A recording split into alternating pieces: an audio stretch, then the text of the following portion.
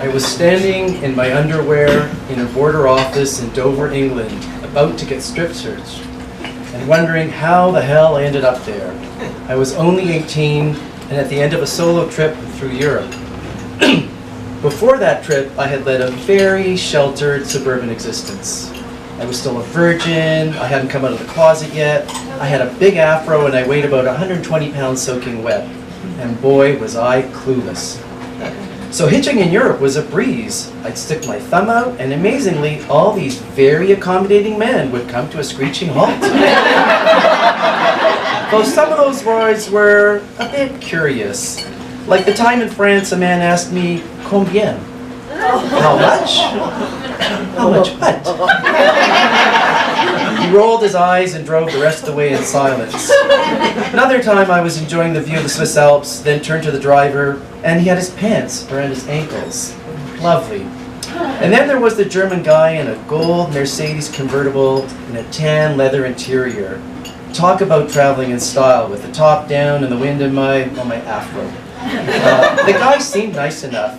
He claimed he was a top European model with a villa in Saint-Tropez, and he invited me to stay with him. But he kept laughing and placing his hand on my thigh and kind of inching higher. And I thought, he's probably full of shit. When I was in Switzerland, someone finally filled me in. So this guy told me, he said, "You know, you look really young, you've got a very dark tan, and you're wearing extremely short cutoffs and a tank top, so you look like a Spanish runaway. And with your thumb out, it looks like you're hustling." So I decided from then on I'd only accept ride from women or straight couples. Well, that worked for a while. Then one night I was sleeping in a train station in a small German town when a middle-aged guy struck up a conversation with me in French. He didn't speak English and I didn't speak German. He was waiting for his girlfriend to arrive and he offered me a place to crash for the night. And I figured, okay, they're a straight couple, this should be fine. Their apartment was tiny. The girlfriend sat on the edge of the bed chewing gum and never once made eye contact with me. The guy kept offering me alcohol and playing 33 RPM records at 45 speed and then dancing to them. And he was getting drunk.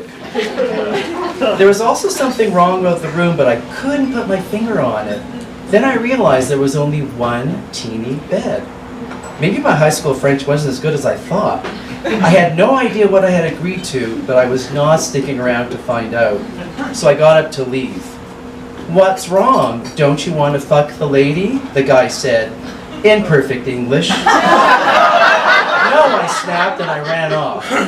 After that, I only took trains. Except by the time I reached Amsterdam, I had pretty much run out of money.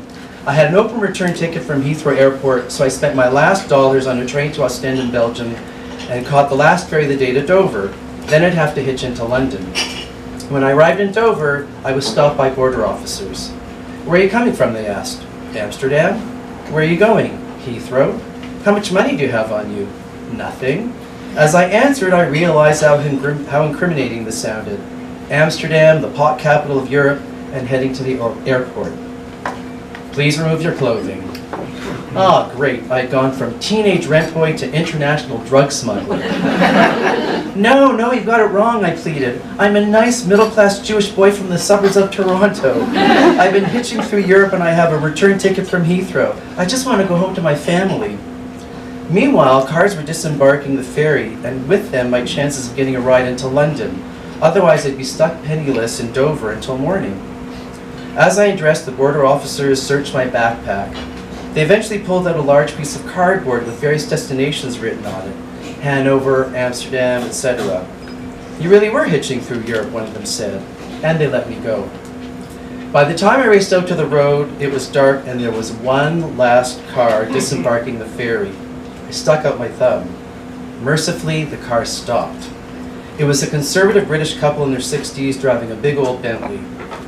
Sure, they looked harmless, but I figured she was a pervy dominatrix with a whip, and he probably liked being spanked with in a diaper, and God knows what they had in plan for me.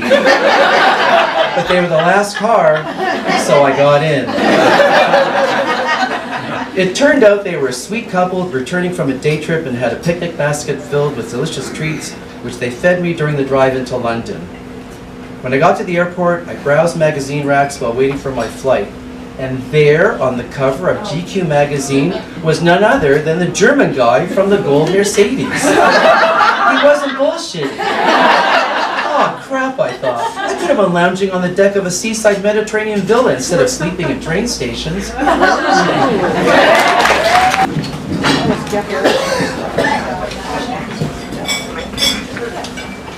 The first time I meet Marjorie, she is emerging from one of those dark, rainy autumn evenings in Vancouver into the foyer of my apartment building, wearing tall boots and this long forest green hooded jacket still glistening with rain on it. At the time, I was sharing my one-bedroom apartment with Marjorie's daughter. Hashtag independent musician, hashtag making it work. I don't know how most mothers would feel about the living arrangement, but Marjorie had decided to come visit, doubling the occupancy of the futon in my living room for a few days. And my job, because her daughter was working, was to let Marge into the building and then point her in the direction of the bar her daughter was tending, and to not call her Marge, because I had been warned she would correct me. My name is Marjorie. So we get into the apartment, and as she takes off this forest green jacket, this tiny, perfect little package of a woman emerges, and I feel this strange sense of jealousy and admiration start coursing through my body. I just love her hair. I mean, I've kind of got my own style thing going on, and it's certainly not for everyone, but I really like it. So it's not very often that I experience hair envy. But when I see Marjorie's do, I just feel like my hair is not asymmetrical enough. On the one side, it's like trimmed really, really short, and then it descends into this really long, beautiful blonde panel on the other with these golden highlights and a gently sloping fringe. It's just love at first sight. So not only do I point her in the direction of the bar, I decide I will walk her there, and we head back out into the evening, and on the walk that takes a few blocks, we discover that Marjorie really loves cocktails. And at this point in my life, I really, really love bourbon. And we both seem to really like philosophical conversations. So not only do I escort her into the bar, but I join her at a table. And her daughter, my couch girl, serves us drinks and appies, and we just talk about religion. I mean, she tells me about leaving the church as an adult and the impact that had on her friendships. And she tells me about her work as the director of a retirement residence. So we talk about how our culture really seems to value longevity over quality of life, even though we're not that well equipped to deal with our aging population. And we talk about family dynamics, how she put her husband into AA and how it transformed their family unit. And she asks me all about my values and my travels and my journey as an independent musician trying to make it work. And for hours, she's just so open and attentive and present and intelligent and articulate that I just have to tell her, Marge, I think this is the best first date I've ever been on. And she says, my name is Marjorie. Now, it's not until the following year that I have the privilege of being a guest at Marjorie's house, and I find myself on her beautiful wraparound patio overlooking Departure Bay on this gorgeous, sunny summer afternoon, and I'm seated with a towel wrapped around my shoulders, kind of like a makeshift smock. And both Marjorie and Couch Girl are orbiting me, each with a pair of scissors in their hands, contemplating their next move. See, I need a haircut, or rather, I need like the short side of my hair just cleaned up a bit. And if you don't need a whole haircut, I mean, why go to the salon, right? Making it work. Some people might be a little bit nervous if they were getting a four-handed amateur deck do. but not me. And I even tell them, I'm like, Marge, I trust your style more than anything. And she says, my name is Marjorie. And we all laugh. And she's wearing this beautiful asymmetrical tunic with these lovely textured fabric patches. Although I don't really envy her hair so much anymore. It's changed quite dramatically. It's closely shorn to her head now. Because Marjorie has started chemotherapy, and being the woman that she is, she decided that she would take the moment where she would lose her hair into her own hands, and she shaved her head. But there is still nothing that I don't respect and admire about her style. I mean, it's about so much more than how you look. It's about how you carry yourself and how you carry the people around you. And this is a woman who will die, leaving behind a Dropbox folder full of themes and motifs and musical selections that she wants featured at her celebration of life, just to spare her family that agonizing decision-making process of wondering if they were doing what she really would have wanted at the funeral. So I hope you can all understand that though it is not a statement of fact per se, I consider it a call to action and a battle cry when I say to you, my name is Marjorie. Thank you.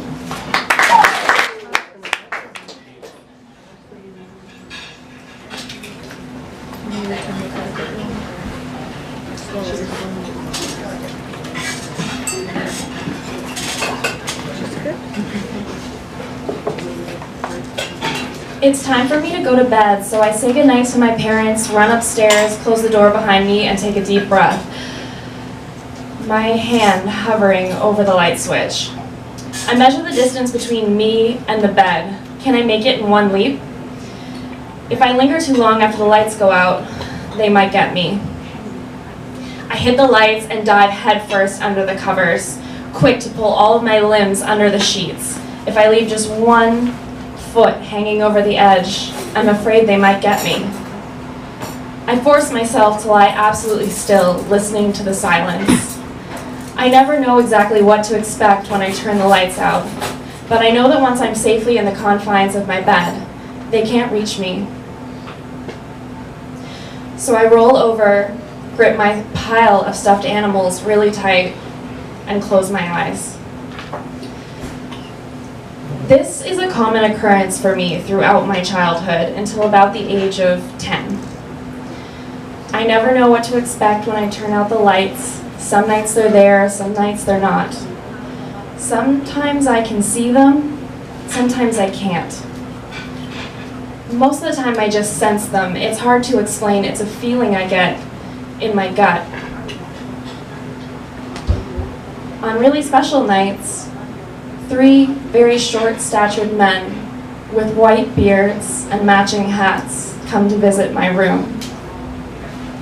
They remind me of gnomes because they dress very colorfully, but they terrify me just the same as all of the dark things that linger just out of sight.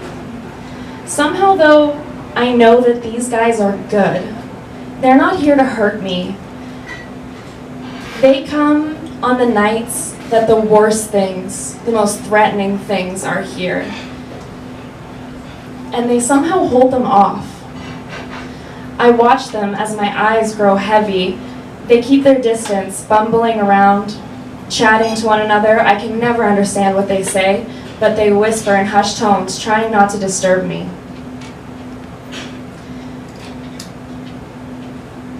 They protect me. I know that this isn't normal. I know a lot of kids are afraid of the dark, but no one describes the things that I see, the things that I feel. These things aren't just under my bed. They don't go bump in the night. They follow me daytime, nighttime. They're always there. I tell no one. I know it's not normal. I know it makes me super weird. And I don't want to be super weird. As I grow older, I almost forget about my gnomes. It's not that they've stopped appearing, it's just that they've become second nature to me. I've become so good at denying they're there, pretending that's not happening, that it's as if they're not. After high school, I take a year off and I enroll myself in a yoga teacher training course. It's taught over several months by 2 instructors. One is this amazing, intimidating woman who I'm immediately drawn to, and one is a much quieter man named Colin who I really don't pay much attention to. But one day I find out that he's been paying attention to me. After a few months, he asked me to hang back after class so we could talk. I say okay. And as the last person leaves the room, closing the door to leave just the 2 of us there, I realize that there are things in this room other than just the 2 of us. Colin begins to explain that he's an intuitive healer and that he feels I would benefit from also seeing an intuitive healer. We stand there in a moment of awkward silence because I don't know what the fuck an intuitive healer is.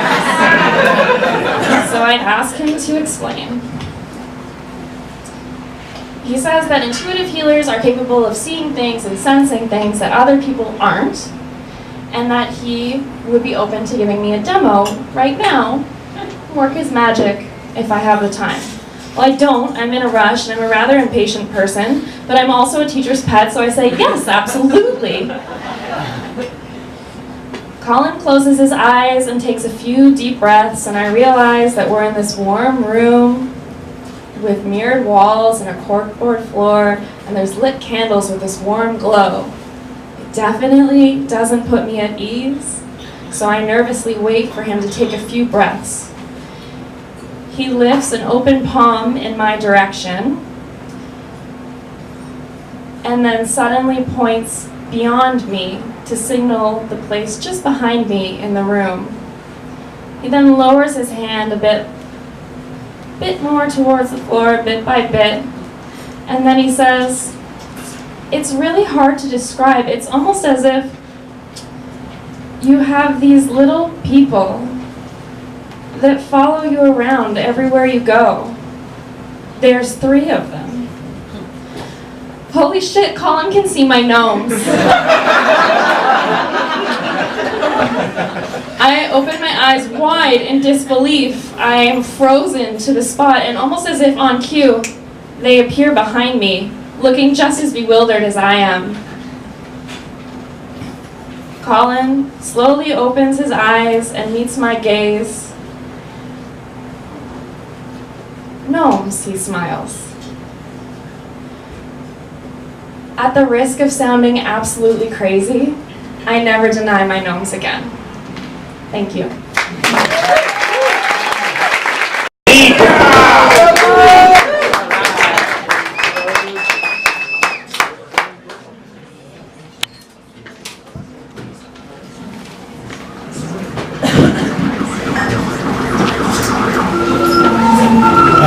Thank you, Brian. Hood 29.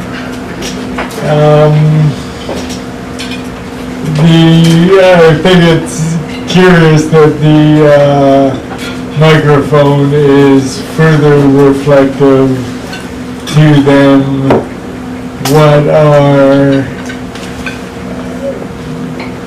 most prominent within the ever-constricting status quo, and that is not only the ageists, but the heightists too. And I think we're all the same height.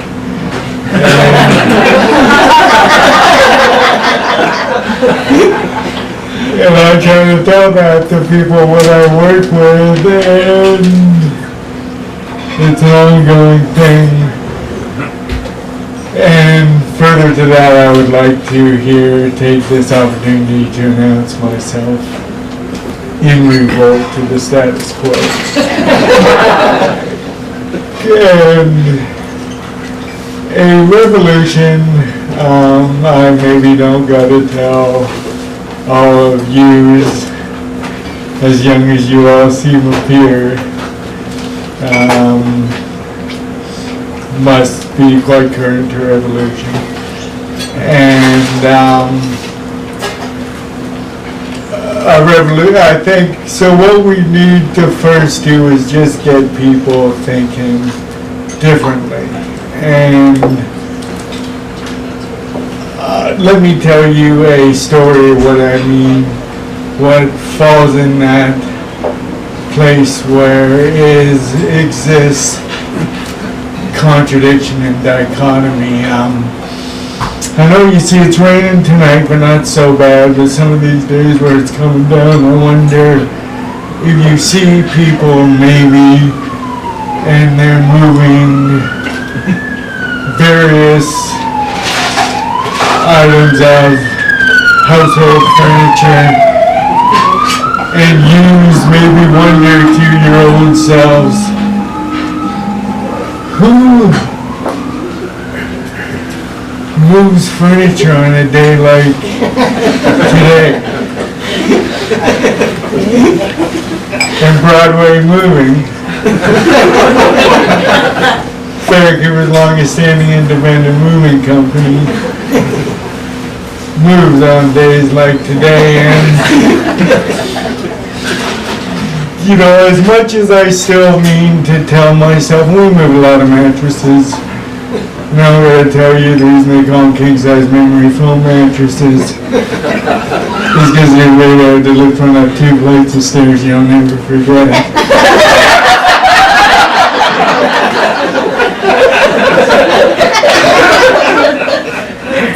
And to this, I still, because you got to, I still tell myself that those are just coffee stains.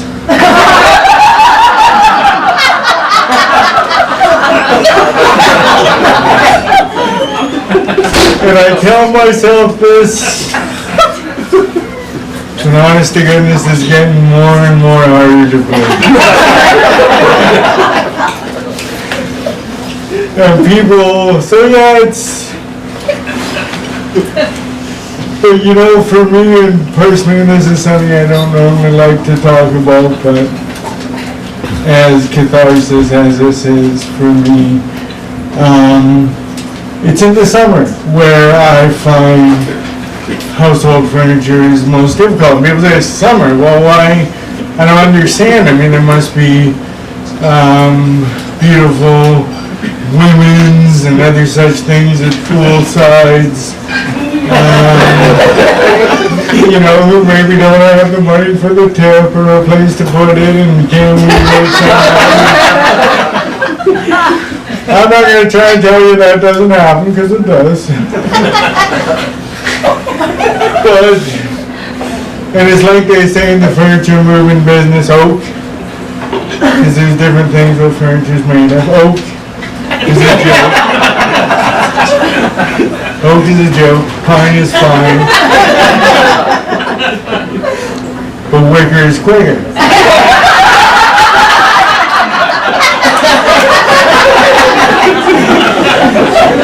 And though this may well be true, for me, speaking personally, please, thanks, wicker has always been a bit of a trigger for me, because, and I don't like to talk about this, but growing up, my father had still does, I don't think it's something you ever get over, he had a very serious liquor drinking problem.